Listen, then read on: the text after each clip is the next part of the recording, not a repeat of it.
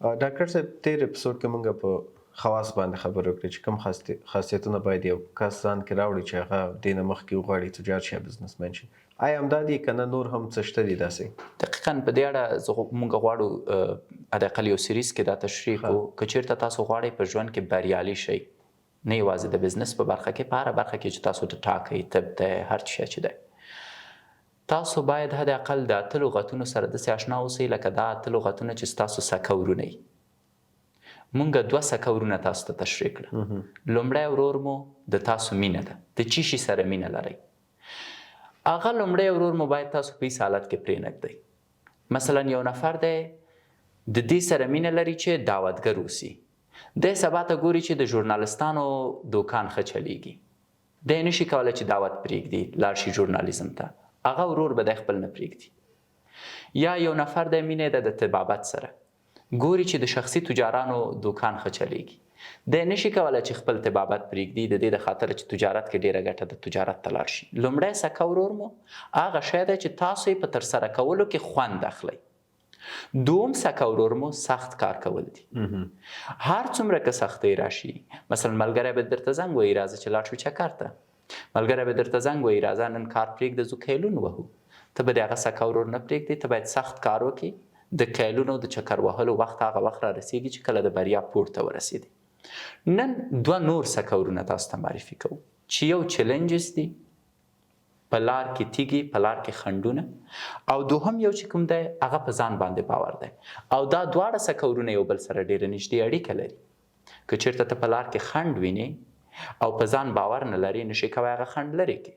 او که ته په ځان باندې باور لري او په لار کې د خنډ نشته، ستا لاره غلطه ده، ځکه هر هغه لاره چې پکې خنډ نه وي پوه شه چې غلط روان یي. که چېرته تا ته یو نفر راځي درته وایي 10,000 روپۍ راکړئ، 3 ورځې وروسته درته 15,000 روپۍ درکوم، پرته د دې چې ته زحمت وباسې، پرته د دې چې ته سختي وګورې، 18 ګامه ترې لرې لاړ شه. دا تجارت نه دی، دا سکم دی. نو لاره کې به هم زحمت وي او هم به ته په ځان باور لري. ډاکټر شکیب تاسو ویلې چې یو خو چیلنجز دي، یو سکیمز دي. اول خو دې دو فرق که چېرې لږ واضح شي، مخکې مې یو جمله وویلې خو فکر نه کوم دقیق هم زیات اوسي. او بل دا چې که چېرې رښتیانو چیلنج وي، هغه موږ څنګه کولی شو اوورکم کړو، ته نه لاړ شو؟ دقیقاً دا ډېره ښه خبره ده. زه غواړم او ډېره ښه پوښتنه ده، او غواړم دا په یو کیسه کې تاسو ته تشریح کړم چې د سکم یا د دوکې، د چیلنج یا د خنډ او د دې خنډ سره د مبارزې اړوند څه کولی شو. البرټ انشټاین اړوند یو داستان دی. زه مطمئن نه یم چې دا تر کومه حده پورې صحیح دی، تر کومه حده پورې غلط دی، اما مهمه خبره دا ده چې د دې داستان نه موږ یو ډېر غټ درس اخیستی شو. د البرټ انشټاین لیږي مورې مکتب ته، او په مکتب کې د مکتب مدیر ورته خط کې لیکي چې ستا زوی د مکتب نه دی، دی د سر د سبا نه چوپاني کوي او نورې مکتب ته راونه لیکي. دا د البرټ انشټاین په لار کې خنډ دی. کله چې دغه لیک راوړي مور ته، مور یې د دې خنډ په مقابل کې مبارزه کوي. البرټ انشټاین ته وایي چې ستا سرمعلم په دې لیک کې لیکلي چې ستا زوی ډېر زیات پوه دی او مکتب ته د راتګ ضرورت نشته. د ده علمیت دومره دی چې کولی شي په خپل کور کې کتابونه زده کړي.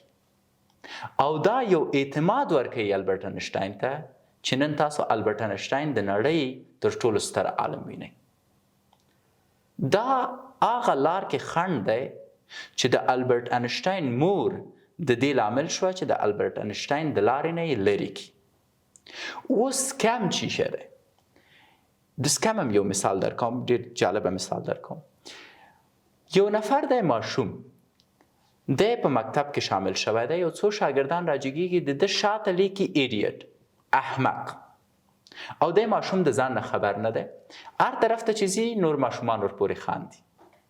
صنف کې استاد راځي، درس شروع کېږي، ماشوم کینی، استاد یو سوال لیکي، وایي څوک یې حلوی شي؟ هېڅوک یې نشي حلوی.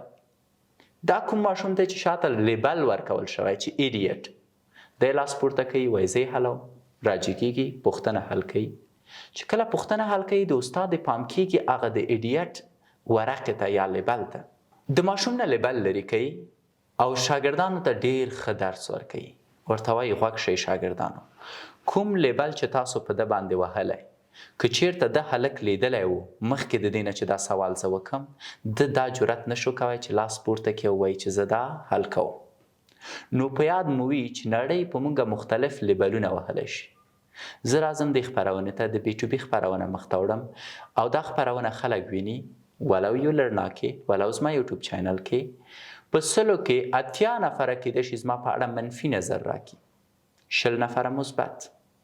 که زه هغه لیبلونه چې منفي دي وګورم شاید زه سبا ته ونشم کولی بله ای پي جوړه کړم. نو لیبل په اصل کې سکم دی. که چېرته تاسو ته یو څوک وایي چې نه یې شی کوی په اصل کې دا خنډ دی، هغه خنډ چې سکم دی او تاسو باید په مقابل کې مبارزه وکړئ.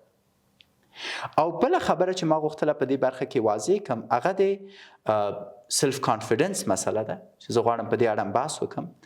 اما په اوسني شرایطو کې درې شیان موږ کاملا ښکاره کړه. که چېرته تاسو غواړئ تجارت کې مخ ته لاړ شئ پرته د شکه ستونزې شته. یو به درته احمق وایي، یو به درته وایي چې ته یې نشي کوی، لکه البرټ انشټاین ته چې ویلي چې دا اصلا د مکتب نه دی، نن موږ د هغه کتابونه په پوهنتون کې لولو. لکه کوچني ماشوم ته چې ویلي چې ته احمق یې په داسې حالت کې چې د داسې پوښتنې ځواب ورکوي چې یو شاګرد هم بل نشو ځوابوی. نو تاسو باید پوه شئ چې خنډونه شته. په دې خنډونو کې باید په ځان باور ولرئ او په ځان هغه وخت تاسو باور درلودلی شئ په کوم وخت کې چې تاسو داسې یو ټیم ولرئ یا داسې خلک ولرئ چې هغوی ستاسو منفي انرژي همیشه درنه واخلي او تاسو ته مثبت انرژي درکړي. دومره ډیر خلک چې تا ته مثلا تا تحقیر کوي او درته وایي چې ته نشي کولی دا کولی شي، دې کې خو عموما زیاتره وخت کې د سلف کانفیډنس یا په ځان باور ختمیږي. دا څنګه مونږ حفظ کړو چې ختم نشي؟ دا پوښتنه ډېر په عجیب شکل وکړه. الله خدای اجر درکړي. د ځان باندې باور د خبرې د ساتنې دپاره لومړی ته باید پوه شي چې د تا مینه په چی شي ده. که چیرته یو مین خپله معشوقه وپیژني بیا د خلکو خبرې ورته ارزښت نه لري. مجنون ته هیڅکله د خلکو خبرې ارزښت نه درلوده چې د لیلا په اړه خلک څه وایي. اصلا یې کیسه کې نه و، هر څه چې وایي لیلا ده، زه باید ورته ورسېږم، باید لاسته راوړم. موږ ځکه خپل اعتماد په نفس د لاسه ورکوو چې زموږ لیلا معلومې نه وي، لیلاګانې نه، لیلا ای، لیلا بی، لیلا سی، لیلا ډي. بیا چې یوې لیلا پسې ځو یو نفر په اړه یو خبره کوي بیا شکې کېږو چې والا رښتیا د ما خو 3 نورې لیلاګانې شته، لکه چې دا لیلا زما نه ده، دا به بل سره جوړوي، بس بیا ما هغه شی پرېښوي. نو لومړی ای پي کې موږ په دې خبرې وکړي چې تاسو باید زده کوئ چې د چی شي سره مینه لرئ او که ستاسو مینه رښتینې د خلکو خبرې ولې باید تاسو ته ارزښت ولري. اوس راځه درته یو کیسې کې تشریح. یو ډېره غټه کښتۍ وه، د نړۍ ډېره غټه کښتۍ، د دې ماشین خرابه و چې انجینران دي او چې پروفیسران دي او چې پیچکش دي او میخونه دي او منډې را منډې دي چې د دې کښتۍ ماشین باید جوړ شي. اوس دا خو خلکو سره هم خبرې کړي، هیچا دا نشو جوړولی. یو زوړ بوډا لرې ناست دی، بس سګرټ وهي، ګوري دوی ته چې ودرېږه دوی څه کوي. چې ټول کار خلاص شوی دی، ده ویلی دي چې څنګه چل دی، ما خو اول کوي چې ما پرېږدی د دې کښتۍ ماشین جوړ کړم او د تاسو سی او راته چې ته بې عقل ته ګوره، زه خپل تکړه پرسونل لرم او پرسونل هېڅ شی ونه شو کوی. اوس زه راشم د سی او وقته چې اوس خو زه شرمېږم، ویل ښه ځه وروره ته ورشه هر څه چې کېږي وګورو څه کېږي. سړی راغی چکش یې راواخیسته، ډنګ یو ځای کې کښتۍ واله، بل ځای کې واله، بل ځای کې ویله، بېرته یې چکش کېښود، سکرنج یې راواخیسته، یو ځای ټایټ کوی، کښتۍ چالانه کوي. کښتۍ چالانه شوه، سړی په موټرسایکل کې کېناست لاړ. 12 ورځې وروسته سی او ته رالېږلي دي چې 2 میلیونه ډالره به ته د ما بانک ته راولېږي. سی او راغود په لیاز د خدای تا خو چې ونه کړ، 3 چکشه دې وهه او سکرنج دې بند کړ، نو 2 میلیونه. وویلې زه پوهېدم چې چېرته چکش ووهم او چېرته سکرنج ټایټ کړم، ستا بسته لښکر په دې نه پوهېده. مهم دا نه دی چې ما څومره کار کړی، مهم دا دی چې ما اساسي کار کړی. اعتماد په نفس هم دقیقا همداسې موضوع ده.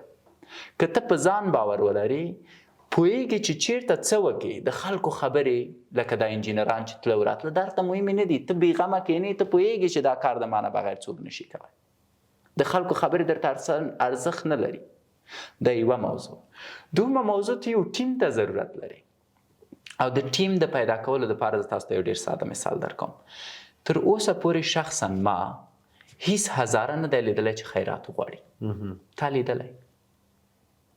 فکر مې نه ده شوی. دا جالبه ده. په افغانستان کې تاسو هیڅ هزاره نشئ پیدا کولی چې خیرات وغواړي. یوه مورکۍ د 80 کاله به عمر لري، د شکر ناروغي به لري، هزاره ده. دی راځي په یو شفاخانه کې زما سره اوس صفاکارې په توګه کار کوي، خیرات نه غواړي. یو نفر د زړې اوسپنې خرڅوي 1000 ده، خیرات نه غواړي. پوهېږئ ولې؟ چون دوی په خپلې کورنۍ کې یو ډېر ښه ټیم لري. دا ټیم دوی سره یوه انرژي تولیدوي چې هغه انرژي نه ناکامیدونکې ده. او ما دونه پوښتنه وکړه چې مثلا ولې داسې یاست چې هېڅکله نه تسلیمېږئ؟ ته وایي چې موږ کله کور ته یو ځای کېږو یو بل سره کښېنو په ډېر عادي ژبه په خوږه ژبه به یو بل ته وایو چې بابا گک چی کردی؟ آقای چی 10 روپه والا آوردم اوکی 10 روپه تبان بابا گک تو چی کردی 10 روپه 50 روپه و هغه اخلو وای چې خیر است بابا گک فردا خوب خواهد شد. که ته په کور کې داسې مور و پلار ولرې چې د ناکامۍ په وخت کې تا ته وایي چې خیر دی زویه سبا ته به ګټونکی شي، هیڅوک په دې نړۍ کې ناکامه نه دي. موږ پوهېږي چا ناکامه کړي یو؟ ملګرو، مور و پلار، خپلوانو. که وایې نه ځان نه پوښتنه وکړئ، هر کار چې شروع کوئ تر ټولو منفي نظر څوک درکوي؟ یا مور و پلار، یا خپلوان، یا ملګري. که ستاسو دا 3 کټګوري خلک داسې چې درته وایي چې ته یې کولی شي، موږ په تا باور لرو، بالاخره ګټونکی کېږي، هیڅوک ستاسو مخه نشي نیوی. نو خلاصه د خبرې 2 ورونه. اولنی د تاسو په مخ کې پرته د شکه چیلنجونه شته دی. د دې چیلنجونو سره د مخ کېدو دپاره باید خپله لیلي وپېژنئ، خپله مینه وپېژنئ چې څه شی غواړئ. او د دې ترڅنګ خپلې لیلي ته د رسېدو دپاره په فلم کې هر د فلم ملک 2-3 ملګري لري. تاسو هم باید داسې ملګري ولرئ. که دا 2 ونه لرئ فکر نه کوم وشئ کولی بریالي اوسئ.